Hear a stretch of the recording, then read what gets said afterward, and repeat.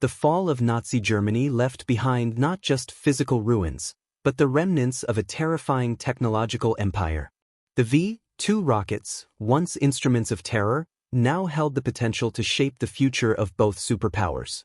The United States and the Soviet Union, desperate to seize these technologies, turned to the engineers who had once worked for the Nazis. These captured minds would drive the rocket race into the Cold War and beyond, into space. Yet, the cost of this technological leap, both moral and geopolitical, would leave an indelible mark on history, as the very tools of destruction were reforged into the symbols of a new era. After the collapse of Nazi Germany in May 1945, a haunting truth settled over the ruins of Europe. The war had left behind not only the scars of battle, but also a vast and deeply unsettling legacy of technology, weapons, and scientific programs that had pushed the boundaries of human ingenuity. Among these remnants, perhaps none were as enigmatic and unsettling as the German rocket program. The Luftwaffe's once celebrated rockets, designed for the terror weaponry of the V-1 flying bomb and the V-2 rocket, had been among the most advanced and destructive in the world. By the time the Allies rolled into Germany, the rocket's strategic significance was beyond doubt. Yet, as the war ended, the questions of what happened to this technology, and those behind it, loomed large. The very rockets that had sent fear across the skies of Europe now had the potential to shape the future of both East and West, but not in the way the Nazis had hoped. The rocket program, a creation of ruthless ambition, was now a symbol of the post-war scramble for power and technology. In the weeks following the surrender, the true scale of the program's development began to reveal itself. Nazi engineers, many of whom were already famous, had pushed rocket technology into uncharted territories, constructing devices that would have taken the world decades to achieve. The V-2 rockets, for instance, stood as towering testaments to the Germans' rocket science, reaching altitudes and speeds that no one else could match. In the final months of the war, the Nazis had planned to use these rockets in their final defense of the Reich. But the war had ended, and the rockets had failed to turn the tide. The sheer scale of the Nazi rocket infrastructure was staggering. By the end of the war, there were over 50 factories dedicated to producing V-2 rockets, with one of the largest located in Peenemünde on the Baltic Sea. The program had mobilized tens of thousands of workers, many of them forced laborers from the concentration camps. Estimates suggest that the Nazis had produced over 5,000 V-2 rockets, though only a fraction were ever launched in combat. The program had cost Germany more than 1.5 billion Reichsmarks, a staggering sum, particularly for a nation teetering on the brink of collapse. But with Germany's defeat, those rockets were now relics. Their creators, engineers like Wernher von Braun, found themselves in a race for their lives and their work. As Allied forces converged on the shattered remnants of the Third Reich, the fates of the scientists and their inventions were inextricably linked.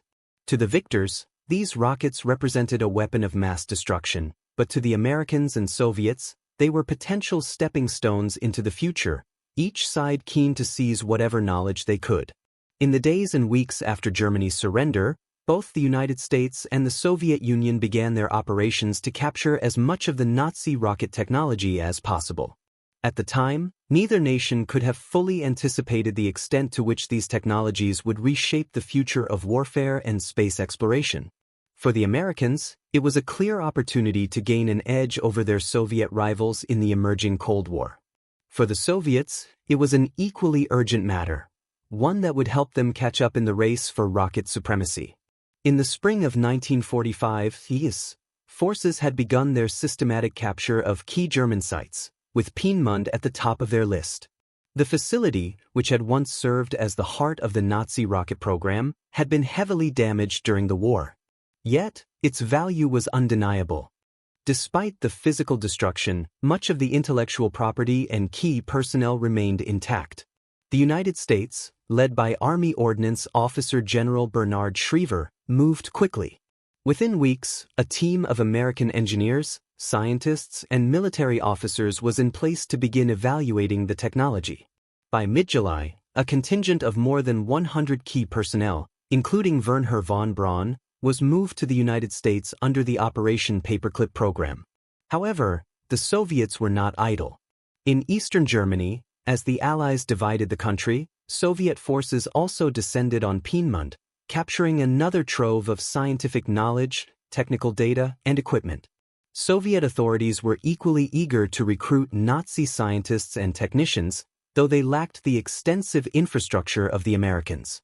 The race for rocket supremacy had begun, and both sides knew that whoever controlled the technology would control the future. The Soviets, unlike their American counterparts, made little effort to conceal their intentions. While the Americans sought to integrate the Nazis into their burgeoning rocket program, the Soviets exiled their captured scientists to isolated facilities. They were forced to work under harsh conditions, all while the Soviet Union began its own rocket program, not just to catch up with the West, but to overtake it. Within a few short years, the Soviet Union would demonstrate its own version of the V-2 rocket, which would eventually become the foundation of the Soviet space program. For the Germans who had once worked on the rockets, the post-war period was filled with uncertainty. Many of them, like von Braun, were initially celebrated in the U.S. as heroes of science. But this uneasy position would not last. Von Braun's work on the V-2 was quickly overshadowed by the demands of his new job in the American space program. He would later play a key role in the development of the Saturn V rocket, which would take Americans to the moon, yet his past as a Nazi rocket scientist would follow him throughout his life. For others, such as those who had been captured by the Soviets, there would be no such opportunities. Instead, they faced long periods of isolation, suspicion, and a deep sense of betrayal. The fate of the rocket sites and their associated technologies were equally bleak. The American decision to relocate captured technology to the United States meant that Germany's remaining rocket infrastructure was systematically dismantled. Factories were looted, and much of the remaining equipment was either scrapped or sent to the U.S. and Soviet Union. By the time the dust settled in Europe, there was little left of the once vast German rocket empire. The legacy of the Nazis' technological aspirations would be carried forward, but not in the way they had envisioned. In the months following the war, as Europe struggled to rebuild and contend with the scars of Nazi occupation, the world's great powers looked to the skies with renewed ambition. But this ambition came at a heavy cost. The technologies that had once been used to terrorize Europe were now in the hands of new masters, poised to shape the future of geopolitics. Yet, for all the promises of a new age of space exploration and scientific advancement, the ghosts of the rocket program's past would never truly fade. The line between scientific genius and destructive power was never as thin as it appeared in the years that followed the war. The transition from destruction to repurposing in the post-war period was swift and often brutal. With the end of the war, Germany's once prized rocket program, which had symbolized both technological ambition and military terror, quickly fell under the control of the two superpowers, the United States and the Soviet Union. Both nations were eager to tap into this seemingly limitless source of knowledge, yet the consequences of this technology's exploitation were far-reaching, both geopolitically and scientifically. The United States, having secured a significant number of German rocket scientists and engineers through Operation Paperclip, began to harness their expertise with one central goal in mind: developing the technologies that would lead to the creation of a new generation of weapons and, ultimately, the space race. The most prominent of these scientists was Wernher von Braun, whose role in the development of the V-2 rocket had made him a key player in the rocket world. Yet, in the post-war years, von Braun's transition from Nazi scientist to American hero would be fraught with contradictions. Under American sponsorship, he worked to create rockets for peaceful purposes, most notably, the development of the Redstone and Saturn rockets, which would later carry astronauts to the moon. However, his past as a member of the Nazi Party and an SS officer continued to shadow him. The American program had one distinct advantage: the ability to maintain secrecy.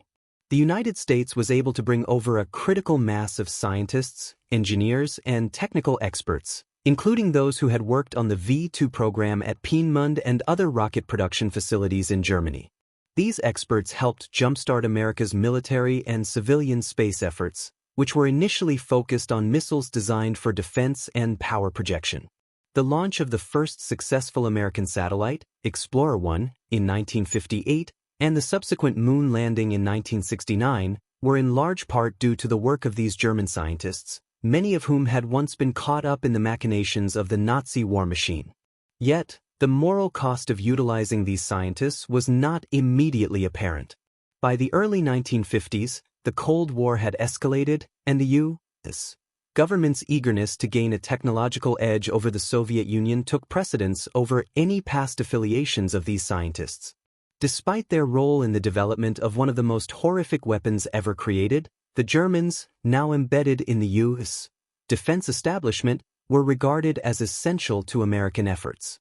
However, this uneasy alliance was not without its tensions.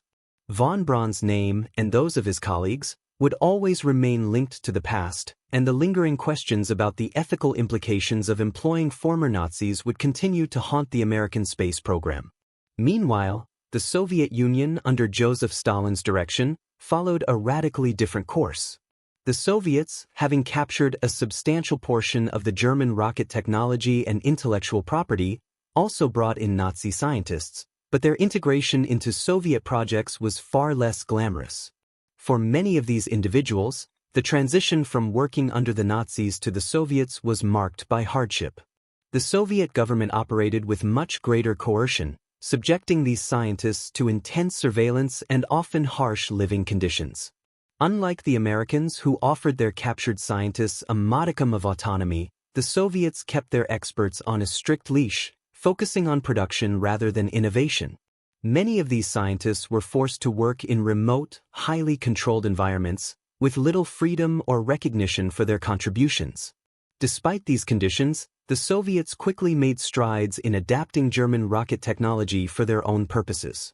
They were particularly focused on the V-2 rocket's potential for both military and space applications. The Soviet Union's early successes in rocket development were built on the work of these German scientists, who were able to refine the V-2 technology and use it as the basis for new rockets.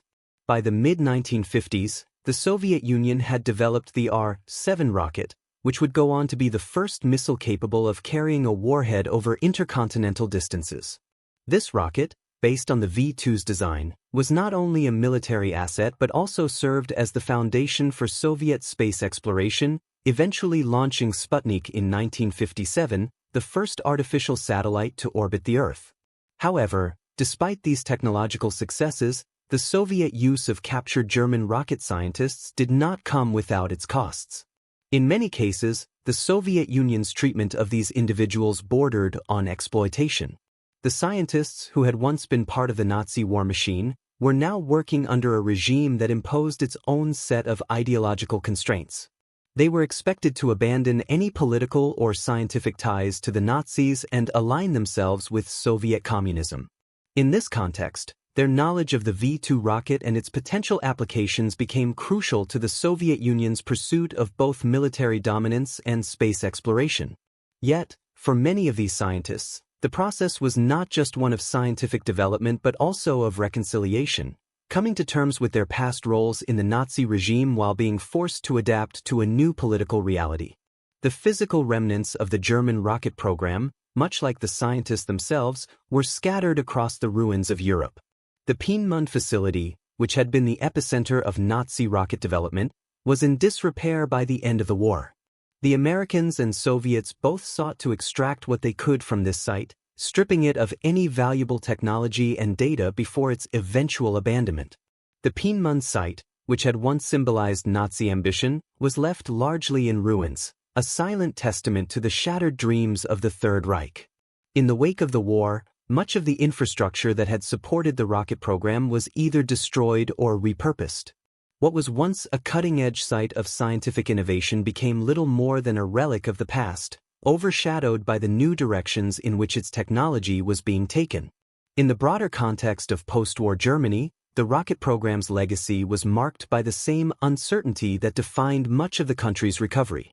The economic pressures of the post-war period meant that much of the former rocket infrastructure was deemed unnecessary and impractical. The factories that had once produced V-2 rockets were either dismantled or repurposed for civilian use. The once massive production lines, which had churned out rockets for the German military, were now focused on the rebuilding of Germany's civilian economy. In many cases, these facilities were dismantled and scrapped as the country attempted to rebuild itself from the ashes of the war.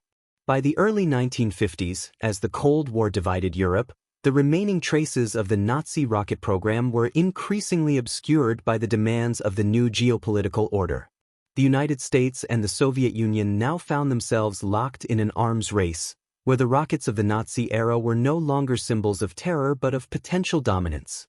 The V-2 rocket, which had once terrorized London and Antwerp, was now the starting point for two of the most powerful space and missile programs in history. Yet, the legacy of the Nazi rocket program was one of both innovation and destruction, with the new rocket systems born from this era being tools of global power rather than instruments of defense. The post-war fate of the German rocket program also speaks to the broader theme of how history's darkest technologies are often repurposed by the victors. The nuclear bomb, the jet engine, and the rocket, all originally developed for destruction, would go on to shape the world in ways that no one could have predicted at the end of the war. For many of those involved in the rocket program, the transition from military to scientific purpose was fraught with internal conflict. The moral implications of their work could not be easily forgotten, even as their technologies were used for the exploration of space.